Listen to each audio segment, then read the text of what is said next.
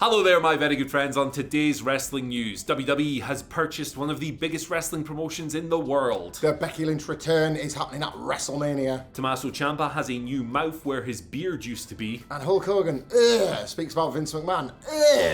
It's one of his most demented pieces of trash I've ever heard. And think of the ground that covers. I'm Andy Murray. I'm Mike Lancer. And this is the news. We are, we're making do with what we have at the moment. There's a beautiful Vegas out there, just so you know. Somewhere beyond this. And Simon Miller is making it loud He's in the Aurora Bar in the Luxor right now. He's in the suitcase that this laptop is perched on while we record. Little inside baseball for you there. But yes, let's kick this one off by talking about WWE's purchase of AAA, Lucha Libre. It's the second biggest promotion in Mexico behind CMLL. It is one of the most tenured companies in the world, and WWE now owns it. So they announced this during the WrestleMania 41 kickoff on Saturday. They had a bunch of different luchadors on stage. All kinds of people were there. Penta was there. The funniest one I thought was Stephanie Vaquer, given the nature of her departure from CMLL to be then standing there for a AAA. Polite applause. Yeah, because those two promotions absolutely hate each other. She can't be a popular person in the. See, I doubt she cares, to be honest. But yes, WWE has bought AAA. Michael Cole announced this, and there was some filter through on WrestleMania itself. El Hijo del Vikingo was ringside as not Chad Gable wrestled Rey Fenix on the card. He actually whacked El Grande Americano before the bell and then got in the ring afterwards to help Phoenix. He was just introduced as Vikingo, so maybe they're already just cutting people's names, streamlining, simplifying. That doesn't work either, because he's the son of Vikingo. Yeah. But what's then going Rey on? Mysterio was a junior until he wasn't. Yeah. So, now he's Rey Mysterio heavyweight. But yeah, this is WWE's first major acquisition of a promotion since 2001, WCW. Well, unless you think about things like Evolve, I guess. Yes, I suppose, But yeah, now there was a bunch of different officials from AAA at ringside, including the rather controversial GM Dorian Roldan Pena. So there you go. It came out of the blue. Like, it felt like we got the announcement that there was going to be an NXT AAA Worlds Collide event, and then about half an hour later, it was like, oh yeah, we just bought the company. Yeah, we just bought a wrestling promotion, guys. A bombshell, an absolute bombshell. Not the first time in the last few years WWE have dropped enormous news over WrestleMania weekend, which is notable as well. Yeah. They're wise to obviously take advantage of the fact that there's going to be so much press around WrestleMania in general. And other forces that maybe drop news that they don't want to know often happens during WrestleMania weekend as well. This is how it goes. It's funny that you mentioned WCW as a comparison, right? Yeah, because there has been Evolve, and if you look at now sort of WWE having some kind of vested interest in TNA and the various working relationships, to use that term loosely, because it rarely feels like an even-handed relationship. This purchase is yet another sign of a shrinking mainstream wrestling scene.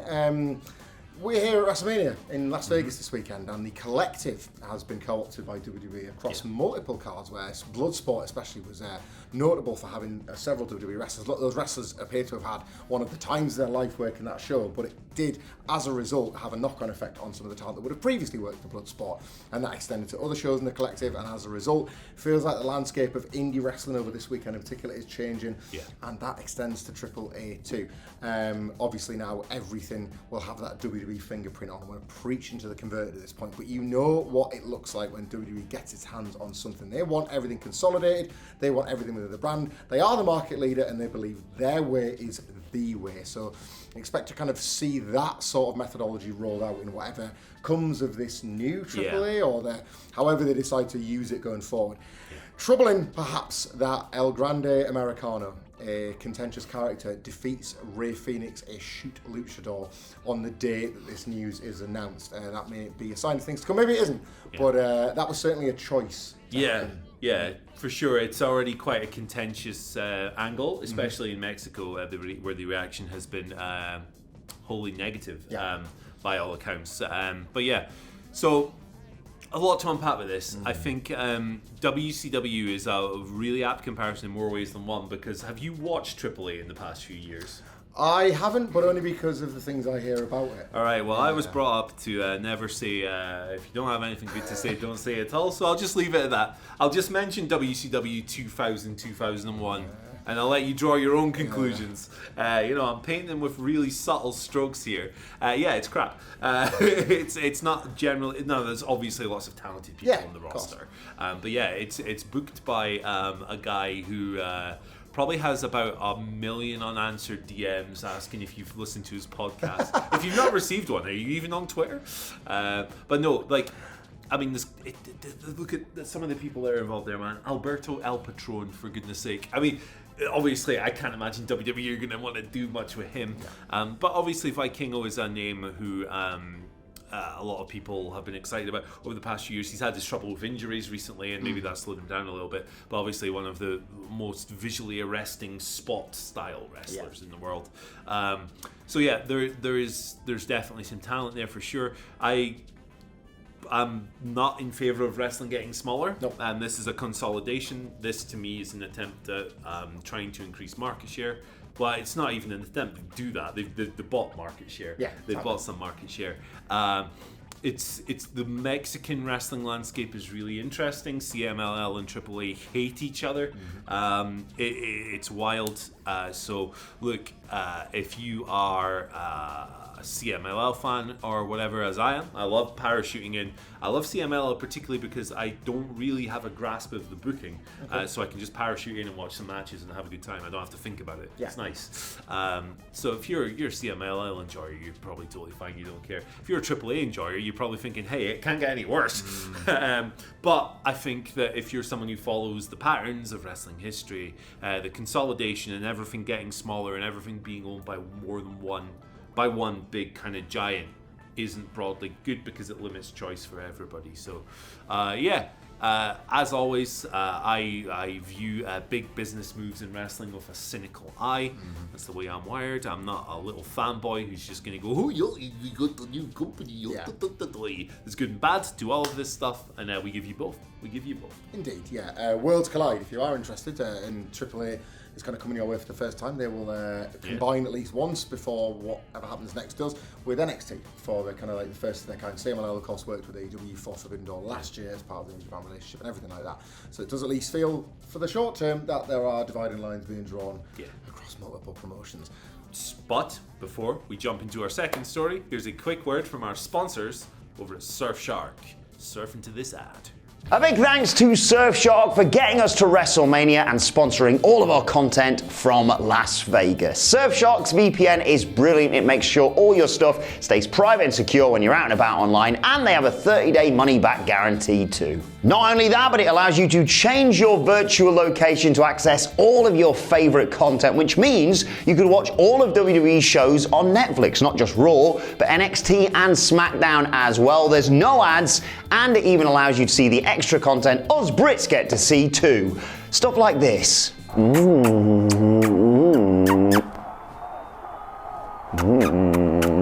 Just click the link in the description and use code WhatCultureMania at checkout to get 4 extra months of Surfshark VPN. Sticking with major news happening over WrestleMania weekend, there was a report that came out from PW Insider Elite earlier on about the potential return of one Becky Lynch. She was spotted for the first time in a public capacity as part of a WWE event at the Hall of Fame with husband Seth Rollins. But further to that, there was a quote that initially came out that said from PW Insider that a big WrestleMania moment was going to feature Becky Lynch. That obviously led to much speculation. Previously, it had been reported that she wasn't set to return to WWE TV anytime soon because, quote, they were waiting on the right creative. If you recall, there were strong rumours, and it was heavily implied she was going to return as far back as January on the Netflix debut of Monday Night Raw, but that was bumped for The Undertaker to ride his little bike. So she hasn't since come back. But hey, don't disrespect more. I don't want to disrespect this beautiful tartan bag. However, since then, Bayley was attacked in storylines and kayfabe injured ahead of her match alongside Lyra Valkyria, going for the tag team titles against Livy Omega and Raquel Rodriguez on night 2. And everybody immediately took another 2, and made 4, and suggested that Becky Lynch could well be the partner of Lyra Valkyria. We're not reporting that as fact, but it did seem notable that that injury angle took place once this story was out there. Once Becky Lynch's face was back out in the open, she's since just posted on social media in the aftermath of the shocking conclusion to WrestleMania Night 1 involving Seth Rollins and Paul Heyman. So yeah, Becky Lynch very much back in the mix, and if Lyra Valkyria is looking for a partner, there was certainly lore between the two. Lyra Valkyria was pitched as kind of a fan, and Becky Lynch was her idol when the two interacted in NXT. Obviously, there's a shared Celtic and Irish background. And Becky Lynch returned to WWE in this building once before as well. This hotel. This hotel, at the Luxor Hotel. Yeah. This is how Becky Lynch returned. Hanging out with Bailey. It was, of course, at SummerSlam 2021, where she returned from a maternity leave at Allegiant Stadium to defeat Bianca Belair for the title. Then she could do the same tomorrow, right? She could return and win a tag title. It's definitely Becky Lynch, isn't Feeling it? like Becky Lynch. It's definitely Feeling like Becky Becky Lynch. It's a good spot for her. Obviously, the history with Lyra. It just makes a lot of sense for her to be the one to step in for Pam, who is downstairs in the Egypt exhibition, because it's, you know, she loves it. Actually, what's going on? What was that entrance last year? I still don't know. Maybe they're gonna make Becky Lynch like Swiss or something this year. I don't know. As well, though, worth mentioning, as of today at NXT Stand and Deliver, Gigi Dolin and Tatum Paxley. Yesterday became #1 contenders to the women's tag team titles for a match that was booked for this Tuesday's NXT in Las Vegas at the Fontainebleau. So WWE, of course, looking to sell some tickets for that. Those events at the Fontainebleau have not moved quickly this time around. I blame Tony Hinchcliffe. Me too, definitely. Yeah. The Undertaker doing his one dead man show, the roast of WrestleMania, Triple H needing Bret Hart and Steve Austin to sell some tickets for his Hall of Fame induction. So they might be facing similar sort of, not concerns as such. NXT's done a little bit better, but they might be looking for that one last boost for Tuesday's taping. Becky Lynch becoming a tag team champion and thus being advertised for this NXT show would certainly provide that boost. Agreed. I think Becky is the person. I think she's going to be the mystery tag team partner. I think it's going to get a big pop. And I think it's going to be a very cool moment. Yeah. I wonder what's opening the show tomorrow. That'd be pretty cool, wouldn't it? Yeah. That'd be a pretty cool one. Are they opening with the women's three-way? It might be. In the same regard as the Jey Uso Gunther thing, where it's like go big at the start, go big at the end. That sort of it's probably out there somewhere. Yeah. You can find out by Googling. Right, let's talk now about what's my story. Okay, Tommaso. Oh my God, have you seen this thing? Right. I'm not gonna look. It's on my. I'm not gonna look at it again. It's absolutely disgusting. Tommaso Ciampa no longer has a beard. Why does Tommaso Ciampa no longer has a beard? Because he fell over, he split his face open, he had a massive gash, and it looked like a second mouth. I don't even think I want the editor, Ryan, to put it on screen right now, because it'll probably get us in a bit of YouTube censor. It needs a content warning. It does. Yeah, it does. It's gross. A full-on hole. It's gross. But if you want to know what Tommaso Ciampa looks like with no beard, here he is. You can see him. Right? We're just yeah. So this took a lot of people by surprise, because if you like a younger fan, or maybe you only know Tommaso through WWE, he's always had a beard, right? Varying lengths throughout, quite often big and bushy, like a Brian Blessed style, but bald and nothing at all like Brian Blessed. Ciampa's alive! Previously, when he was on the indies and stuff, he's either had like a very short beard or no beard at all. So I just saw it and I was like, oh, that's just an old photo from like Ring of Honor or something. No. It's the Psycho Killer, qu'est-ce que c'est? But no, he had a fall. Which made it sound like it's like your granddad. Yeah, that choice of word was in. We haven't heard from Old Man Trip for a while. He slipped with his walking stick or something like that. But no, it was absolutely disgusting, man. Like you can find it on some gore website, I'm sure. Men with two mouths. It was like you had a little. It's like Kermit the Frog's mouth. What's crazy as well is he's obviously one of those lucky people. I can't get much of a beard, as you can see on here. Murray, not so much on top. We've both got our own little hair, hair deficiency, follicle deficiencies. Ciampa, he's got that hat on today. I think when he takes that off, he's going to reveal full, long, flowing locks to replace the beard. Like, remember when he was growing it in, when he was doing the Old Man Ciampa bit? I say now he's all naked in the face. Get those big Frazier bits coming out at the side. I'm all for it. There's a great picture doing the rounds, if not of the chin. If you want to see Johnny Gargano's reaction to this, there's a picture of the two together, and Gargano's like, what the hell happened to you? DIY, of course, will be part of that three-way TLC for the tag team titles, not on night 2 of WrestleMania, but on next week's edition of SmackDown. I'm glad. You know what? I'm actually glad it's on SmackDown, because that you shouldn't book a match for WrestleMania the day before the show. No, it's bad practice. It's crap. Yeah, it's rubbish. It's rubbish. If you haven't got an over tag team title program, that's on you. That's on Paul game. Paul game. It did get a bit of heat, of course, in the HyperX Arena last night, where over 200 people joined us for the SmackDown Watch Along. One of the greatest nights ever. Over 250. Yeah, actually, what am I doing?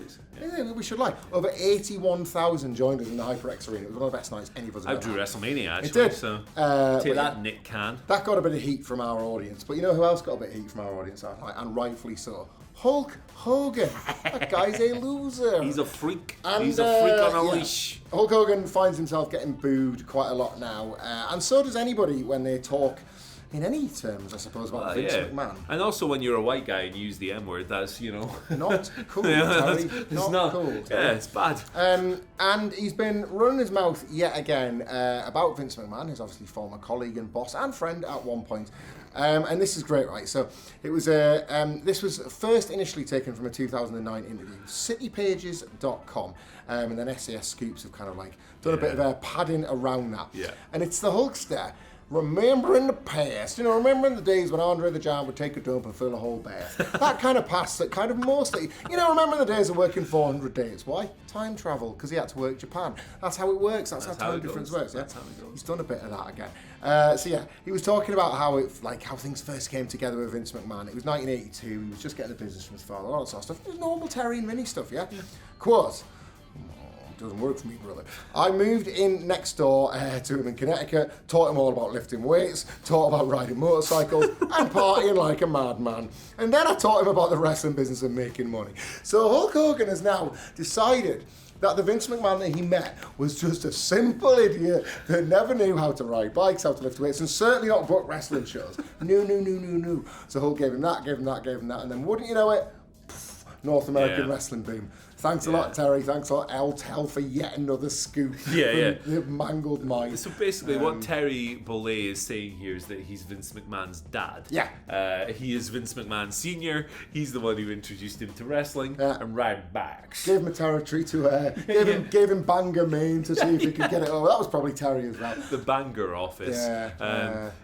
Hulk talks, man. Hulk just talks. Yeah. It's like a semi-regular feature on this show, the Bury Hulk Hogan segment. And once a month, I just like to try and find some ridiculous piece of trash that's trending. I'm game. Yeah, because he's the stupidest guy alive. Stupidest human being of all time is what I was going to say.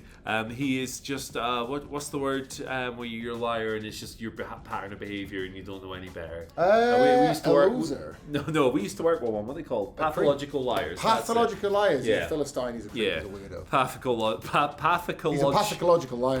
Pamela. He's a pathological liar. Pamela Martinez. And the WrestleMania 9, obviously here in Las Vegas, documentary advert has been airing loads during the WWE shows, and every time his face turns up stroking the beard, we're like, I think I'm going to crush Bret Hart's dreams. The boos fill the building, so it's like those are sticking to Terry at long last. I'm not against that. Yeah, it's been how many years ago is that now? Since WrestleMania 1993. So that's 32 years. 32 years since that speedboat collided with his eye. Indeed. Absolutely. I mean, if that's what Randy Savage calls his right hand. Yeah, this one's the speedboat and this one's the airplane. The speedboat and the skidoo. The skidoo. One for the water, one for the snow. And here comes the jet ski. Boom. Anyway, thank you so much for joining us for today's wrestling news video. Sorry about the setup. It'll be back to normal before you know. Yeah. If you had a good time watching this, how about you check out our predictions for Night 2 of WrestleMania, which is tonight, baby. John Cena's going to be a heel. Oh my God. He's going to finally shave his head, the little wimp bugger. Has a funny face on the t-shirt. He's a bugger, isn't he? He's a bugger. He's a bugger. John Cena, bloody bugger. Right, a little bugger. See you later. Bye.